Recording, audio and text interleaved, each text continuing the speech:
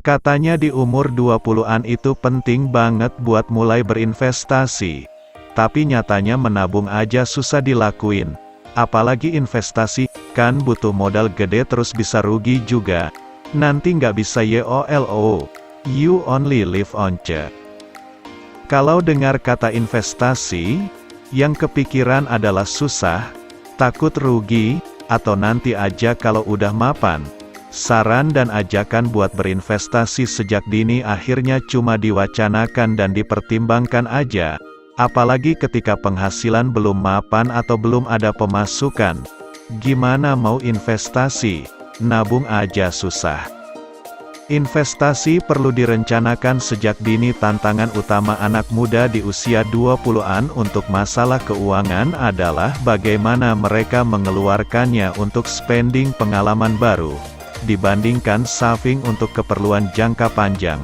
Usia 20-an adalah usia transisi dari remaja ke dewasa, di mana kamu punya otoritas penuh terhadap diri sendiri, punya pekerjaan dan bisa menafkahi diri sendiri, belum ada tanggungan atau cicilan dan mau menikmati hasil usaha kerja dengan senang-senang serta membeli pengalaman baru. Salah, enggak dong? Tapi jangan lupa kalau keuangan yang matang dan mapan itu perlu perencanaan sejak dini. Pemenuhan gaya hidup adalah faktor utama yang menjadikan generasi muda masih kesulitan dalam mengatur keuangan. Memenuhi gaya hidup nggak ada habisnya. Dream Warriors. Jangan jadikan konsep YOLO sebagai pembenaran terhadap gaya hidup konsumtif.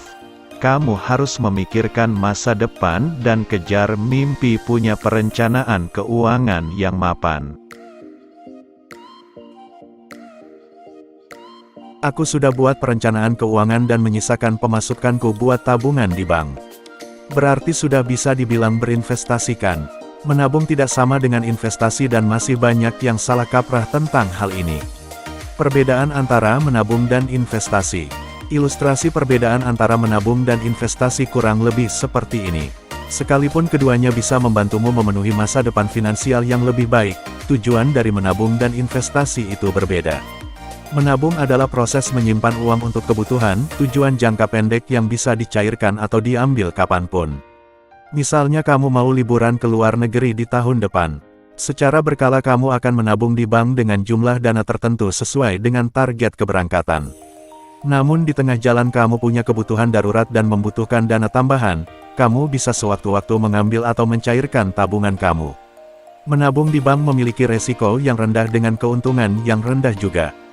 Jika tujuan kamu menabung adalah mengharapkan perkembangan nilai uang yang lebih besar, kamu harus mempertimbangkan untuk melakukan investasi. Investasi adalah proses mengembangkan uang yang dimiliki untuk mendapatkan keuntungan yang lebih.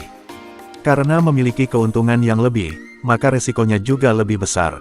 Tapi tenang aja, banyak kok produk investasi dengan tingkat resiko yang rendah untuk tipe investor yang cenderung hati-hati. Kalau dalam menabung uang kamu bisa diambil atau dicairkan kapan saja, beda ceritanya dengan investasi. Investasi adalah perencanaan keuangan yang sifatnya jangka panjang dan butuh proses serta waktu untuk mencairkannya. Namun sebagai bentuk penanaman modal, investasi sangat berguna untuk masa depan kamu. Kenapa anak muda harus berinvestasi? 1. Menciptakan sumber keuangan baru. Berinvestasi memberikan kamu kesempatan untuk menambah nilai atas uang kamu. Ketika dana investasi kamu menghasilkan bunga, bunga itulah yang menjadi keuntungan kamu. Beda halnya dengan menabung, di mana uang kamu hanya akan diam di bank dan tidak menambah nilai. 2. Kamu bisa kejar mimpi. Mimpi punya rumah. Memulai bisnis sendiri. Investasi bisa membantu kamu untuk mewujudkan tujuan mimpi kamu. 3. Kamu membuat uang bekerja untuk kamu, bukan sebaliknya wajah tersenyum. Dana yang kamu investasikan akan menghasilkan uang tambahan dari bunga yang dihasilkan. Dari tambahan pemasukan tersebut, kamu bisa menikmati hidup melakukan hal yang kamu inginkan, misalnya traveling, melanjutkan pendidikan atau modal membangun bisnis. 4. Menyiapkan masa tua. Akan ada waktunya kamu harus pensiun dan berhenti dari dunia kerja. Tentunya kamu harus mempersiapkan sumber pendapatan ketika kamu sudah nggak produktif lagi. Kalau kamu melakukan investasi dari muda, dana investasi dan keuntungannya bisa kamu nikmati ketika kamu pensiun nanti.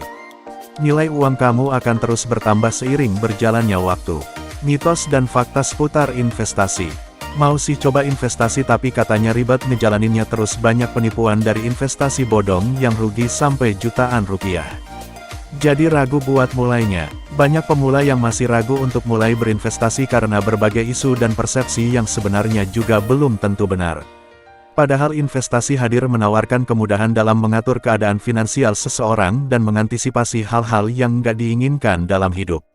Selama kita paham instrumen, maupun keuntungan dan kerugian yang dihasilkan dalam berinvestasi, kamu nggak perlu khawatir untuk memulainya. Beberapa mitos tentang investasi. Mitos 1, investasi itu harus punya modal besar. Faktanya, investasi bisa dilakukan dari angka 100.000 kok. Reksadana bisa jadi pilihan investasi awal sebagai pemula. Mitos 2, investasi itu resikonya besar. Tingkat resiko dalam berinvestasi dapat diatur berdasarkan jenis produk yang diinvestasikan. Semakin tinggi resiko yang diambil, semakin tinggi pula keuntungan yang bisa diraih. Mitos 3, banyak penipuan dalam investasi.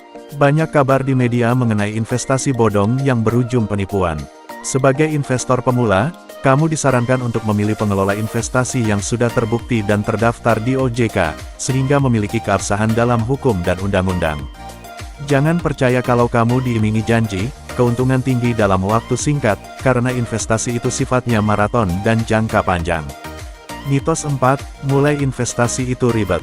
Nggak kok, sekarang banyak perusahaan fintech, financial technology, dan marketplace yang menawarkan fitur-fitur untuk kemudahan berinvestasi. Cukup dengan menanamkan dana seminimum mungkin dan dapat dicairkan kapan saja.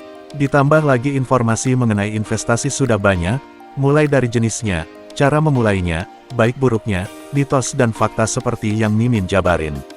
Kamu cukup merubah persepsi dan yakin bahwa apa yang diinvestasikan akan memberikan hasil yang menguntungkan. Bagaimana cara memulai investasi? Setiap jenjang usia punya kebutuhan dan tuntutan finansial yang berbeda-beda. Oleh karena itu, pemilihan produk investasi harus cermat dilakukan sesuai dengan usia dan kebutuhan. Sebagai investor pemula, kamu bisa melakukan 3 hal ini. 1. Menyusun rencana dan tujuan jangka panjang. Dengan mengetahui kapan kamu ingin mendapatkan keuntungan, kamu akan tahu berapa dana yang harus dikeluarkan dan jenis produk investasi yang harus kamu ambil. 2. Atur besaran dana yang ingin diinvestasikan.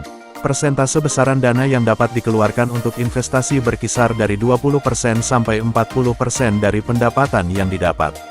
Kamu harus pastikan bahwa kebutuhan primer sudah tercukupi sebelum melakukan investasi ya. 3. Pilih produk investasi sesuai tujuan keuangan. Pilih produk investasi dengan risiko yang sesuai dengan karaktermu dan kesanggupan dan danamu. Menurut Felixandro Ruby, seorang entrepreneur muda sekaligus mentor kejar mimpi, ada 2 jenis investasi untuk pemula bagi generasi milenial. Pertama, investasi aset nyata atau aset wujud nyata di luar sektor keuangan seperti emas, tanah, hingga properti seperti apartemen untuk disewakan kembali. Kedua, aset finansial di sektor keuangan di mana ada komitmen untuk mengikatkan aset pada surat-surat berharga yang diterbitkan oleh penerbitnya. Contohnya seperti saham, deposito, obligasi. Jenis investasi yang cocok untuk anak muda. 1. Emas. Sampai sekarang investasi emas masih menjadi investasi yang populer di masyarakat. Emas pun cocok untuk para investor yang memiliki preferensi faktor risiko rendah dan tahan terhadap laju inflasi. Jika dibandingkan dengan investasi lainnya, investasi emas tergolong sebagai investasi yang mudah dicairkan. 2. Deposito berkala. Investasi deposito cocok untuk investor pemula yang masih mencari resiko kerugian rendah. Walaupun kelihatannya sama seperti tabungan, tapi deposito punya pilihan jangka waktu tertentu sehingga uang yang disimpan tidak bisa dicairkan sebelum jatuh tempo. Bunga yang diberikan oleh pihak bank juga biasanya lebih tinggi dibandingkan tabungan biasa, sehingga bisa jadi pilihan investasi yang menguntungkan.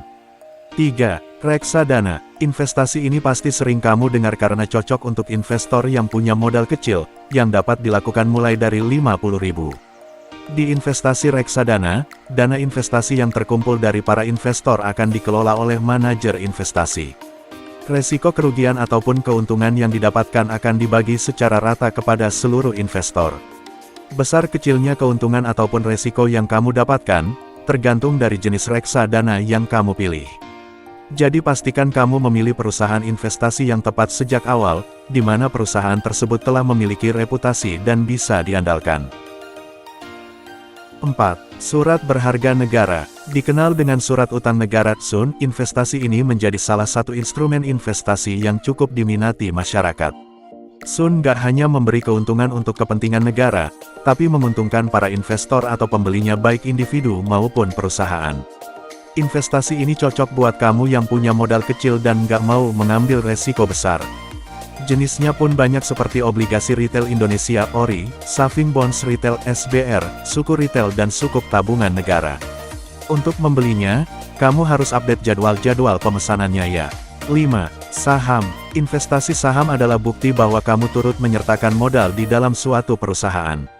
Nggak perlu modal besar untuk berinvestasi saham dan memiliki bukti kepemilikan atas sebuah perusahaan atau badan usaha. Sebagai pemilik perusahaan, kamu akan mendapatkan pembagian hasil dividen secara berkala. Meskipun punya potensi mendapatkan keuntungan yang nggak terbatas, resiko dalam berinvestasi saham sangat tinggi karena harga saham bisa naik ataupun turun setiap saat. 6. Properti. Melakukan investasi di properti membutuhkan modal yang sangat besar karena membutuhkan perawatan serta biaya pajak yang tinggi. Namun di balik modal yang besar, investasi ini menjanjikan keuntungan yang besar karena harga tanah dan rumah selalu mengalami peningkatan setiap tahunnya. Selain itu, properti punya resiko yang rendah karena pergerakan nilai properti tidak sensitif seperti investasi saham. Sayangnya, properti tidak bisa dicairkan dengan cepat, karena butuh waktu untuk menjualnya. Pilih investasi dengan bijak dan sesuai dengan kebutuhan serta kemampuan kamu. Investasi juga tidak harus melulu tentang uang kok. Menurut Felixandro Ruby, perencanaan keuangan ada dua konsep. Pertama adalah defense, di mana kita menyiapkan bekal investasi dan proteksi diri untuk masa depan dengan penghasilan yang dimiliki. Yang kedua adalah offense, di mana kita mencari cara untuk meningkatkan skill atau memilih investasi supaya income bertambah. Kalau mau tahu lebih lanjut dan belajar bagaimana strategi perencanaan keuangan dan berinvestasi di usia 20-an, kamu bisa cek podcast Kejar Mimpi bareng Felixandro Ruby di aplikasi Kejar Mimpi. Aplikasi Kejar Mimpi bisa membantu memberikan inspirasi harian kamu lewat artikel dan video inspiratif. Kamu juga bisa melihat webinar yang menghadirkan pakar yang membahas topik mulai dari lifestyle, psikologi sampai dengan karir. Itulah investasi yang cocok untuk anak muda yang dapat kami rangkum.